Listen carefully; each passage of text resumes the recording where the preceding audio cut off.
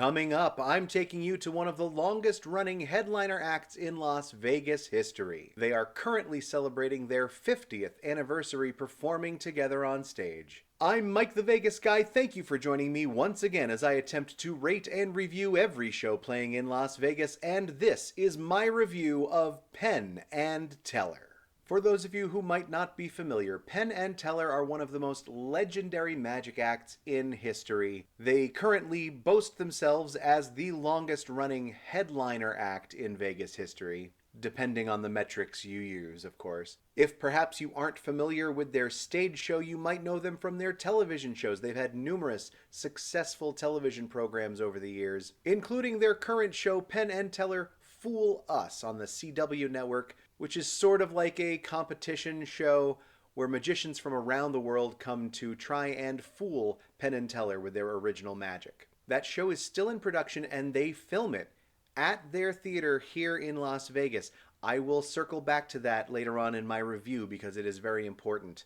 PENN and TELLER are currently celebrating 50 years performing together. They started performing together in the 1970s as an act at a Renaissance festival. Penn was primarily a juggler. TELLER was a magician. They teamed up for a very unique act. TELLER works silently while Penn does most of the talking in the act.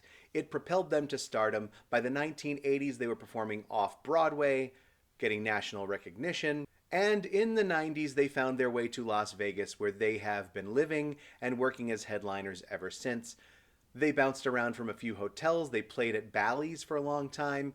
I first saw them at the MGM Grand, and then in 2001 they settled at the Rio for what was originally billed as a limited engagement at Rio's Samba Theater has now turned into, 24 years later, their permanent home at a theater now known as the PENN and TELLER Theater. And as I mentioned in my Chippendales video when I talked about the Chippendales leaving the Rio, moving to the Link, PENN and TELLER have signed a new deal with the new owners of the Rio, presumably to stay at their theater indefinitely. Penn has remarked many times that he intends to quote-unquote die in office.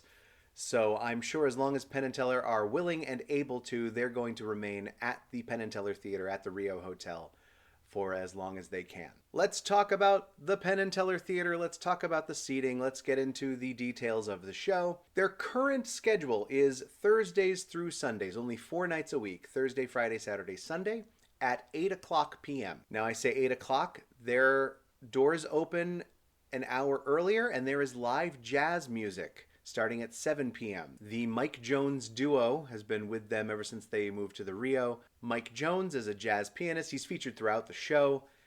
And Penn plays bass alongside him before the show. So if you get there a full hour early, you get a full jazz concert included in your ticket.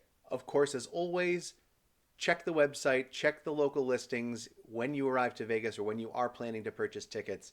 PENN and TELLER are on a world tour this year in addition to their Vegas residency, celebrating their 50th anniversary. In fact, as I'm making this video, they are in Australia right now. They won't be back at the Rio until February. Although usually they work in their tour dates on their nights off from their show in Vegas. So they only perform Thursday through Sunday.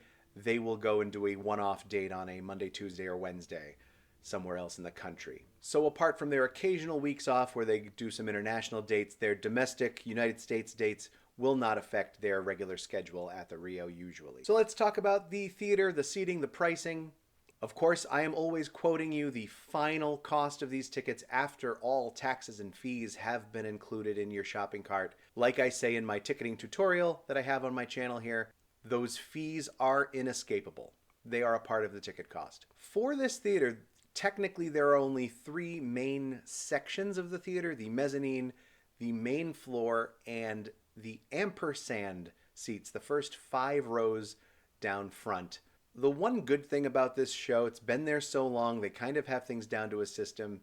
They don't generally use dynamic pricing like the Cirque shows that have 9 different price types and they change them night to night. These 3 main sections are basically what you're going to pay. They'll advertise tickets as low as $78 when you first log on, but after the taxes are included, those mezzanine seats come to $118.02. But it's basically the exact same price for that entire section, no matter where else you sit in that section. The main floor, 132.05. That's up from a base rate of 90 that they offer. And the ampersand, now formerly all of those 5 rows were the same price. They are now charging a premium for the first row and the second row. So now there are 2 additional prices. So the first row is $279 just to sit in the first row. The second row, $253. And then the third, fourth, and fifth rows are $146.62. Ticketmaster did say, gave a warning screen saying ticket prices can vary. So I don't know if they do play around with those ampersand seats, but generally you can kind of count on what you're seeing here on this screen. At least the way they are dividing up the theater this way price-wise, that'll pretty much stay set in stone. Now you'll notice on some of these seating charts there is a balcony section. 9 times out of 10 when you search for tickets for Penn and Teller, you will not see that balcony section on sale. They hold off sales for that balcony until the theater fills up. If it comes to the night of the show, they start selling very well, they will open up that balcony and sell as many tickets as they can. Because it's not generally on sale, I couldn't find out right now if they are charging any less for the balcony. Historically, they do not. Historically, when they open up that balcony section, they charge the exact same price as the mezzanine. It's all just one price. Let's just get into the seats right now while we're on the subject. Those balcony seats are horrible seats. This theater is enormous. I'll show you clips of it here. Unlike other shows that I've reviewed, sometimes I review a show and I tell you, sit anywhere, buy the cheapest tickets, sit in the back, you're going to enjoy the show no matter what. That is not the case for Penn and Teller. Unlike, say, my last review, Ka, which the show is so enormous, the scenery is so massive and spectacular, it doesn't matter if you sit in the last row, you even get a better view the further away you are. Penn and Teller are magicians. They're doing sometimes close-up magic with just 2 people on stage. Sitting further away definitely lessens your experience for this show. I absolutely recommend, if you are a fan of Penn and Teller, if you already know that you're going to enjoy this show, you've been waiting to see it your whole life, and you want to splurge a little, sit in the main floor. I'm not going to recommend that you sit in the ampersand seat. Personally, charging more for the first and second row is a rip-off. It doesn't matter. That entire main floor, that front lower section, are excellent seats. Even if you sit in the last row in the corner of that main floor, it's going to be a perfectly fine view of the show. However, when you go up into that next level, the mezzanine, notice there the front row is elevated already high above the main floor. And incidentally, there is no access to that mezzanine from the main floor. You'd think there'd be a staircase there to get you right up there. No, you have to go out to the lobby, up an escalator, and you come down from the very top. So keep that in mind. If you do buy a front row ticket of the mezzanine level, you are going to have to start all the way at the back of the room and walk all the way down. So if you have someone with mobility issues, that might be an issue for you. So just keep that in mind. I've sat all over this theater over the years. Spoiler alert, I'm a big fan. I've been going to see them for over 25 years now. Sitting in the front row of that mezzanine feels much farther away from the stage than sitting in the last row of the main floor. You're higher up already. You're looking down at an already steep incline towards the stage. The further you get away in that mezzanine section, the smaller Penn and Teller look on stage.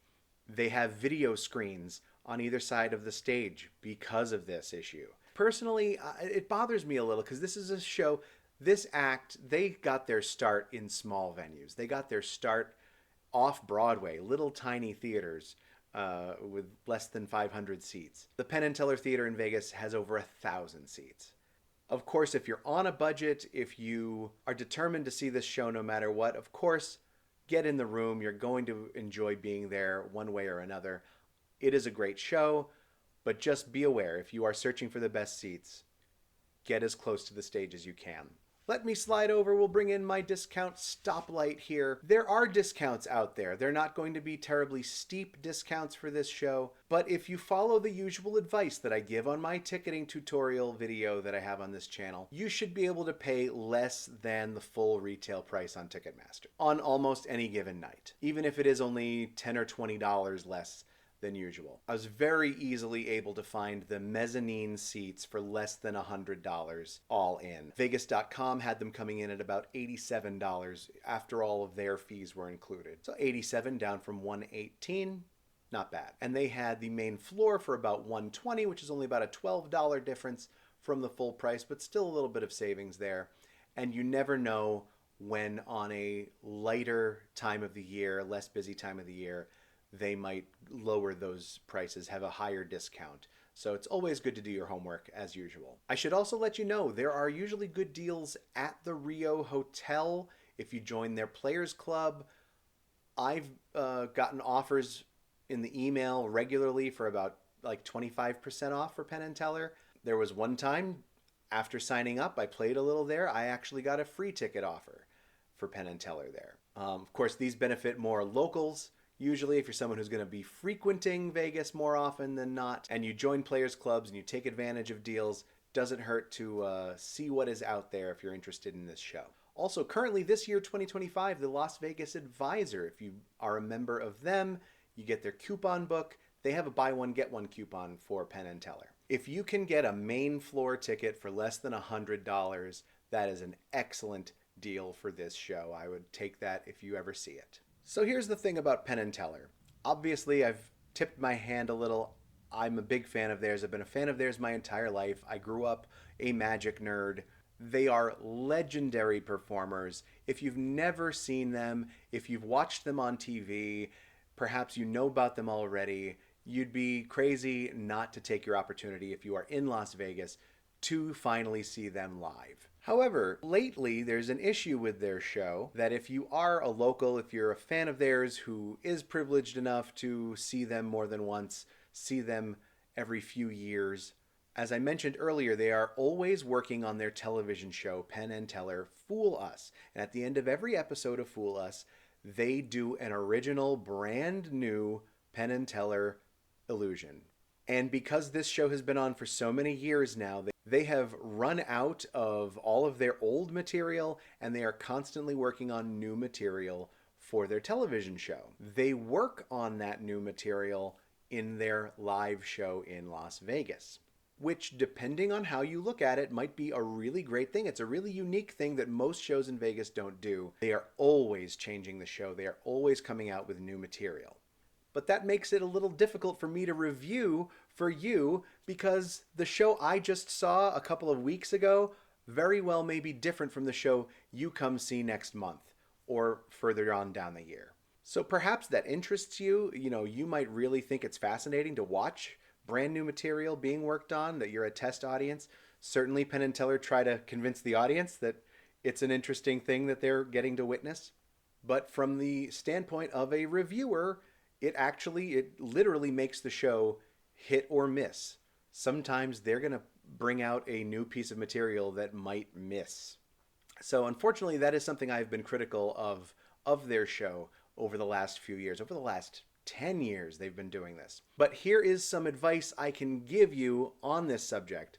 They film Fool Us usually in the late spring, early summer. It has changed. It used to be more in the spring, March and April. It has moved into like July or August now. I don't know when exactly they'll be filming the 2025 season, but they have indicated that they will be working on a new season. I just went to see them a few weeks ago. They made the same speech. They told us, here's some new material for you. The show was great. Don't get me wrong. I really enjoyed my most recent visit to the show. Often their new material is still really great material. And you might be seeing something so rare that they only do for a small amount of time before a live audience, before it just gets retired for good. But if you want to try and avoid that, if you are able to kind of wait around and schedule your time that you choose to see Penn and Teller, go in the fall, early winter, the end of a year. They usually have filmed their season of Fool Us, at which point they get rid of the bits that didn't work as well, and they narrow down a really solid show for the remainder of the year until December, January, February, they start to break out the new material and start to practice new things. So pro tip, if you want the best possible Penn and Teller show, go in September or October, November even, best time of the year. So what can I say? They are a really great show. one of the best shows in Vegas history. They are living legends, and they continue to be pioneers in their field. I very, very desperately, deeply want to give them a 5-star must-see rating, my highest rating possible on this channel. But I've already explained to you the seating isn't the greatest, and of course they have that issue where they're always working on new material. So by my own rules, my own moral code of how I review shows, I have to knock them down at least half a point here because I can't guarantee you that it's a must-see show. For the sake of people out there who might be only choosing one single show while you're here in Vegas to spend your hard-earned entertainment dollars on, and you want a guaranteed hit, I don't know for sure if you will like Penn and Teller this month. Maybe you will next month. It's strange. I'm going to give them my 4.5 star excellent show rating. I love them so much it hurts me not to give them 5 stars, but hey, I have a system that I go by when I review shows, so I have to knock them down a little for the facts. They are what they are. I desperately hope that someday, if Fool Us goes off the air, Penn and Teller decide to put together a greatest hits type show with all of their truly best, most popular routines and really knock them dead every night. That would certainly get a 5-star rating from me. Tell me in the comments if you've been to Penn and Teller, if you've been to see them recently. What do you think of their frequent changes to their show? Tell me in the comments which show you'd like to see me review next. Thank you for hitting the like button and the subscribe button. I appreciate you watching. I'm Mike the Vegas Guy.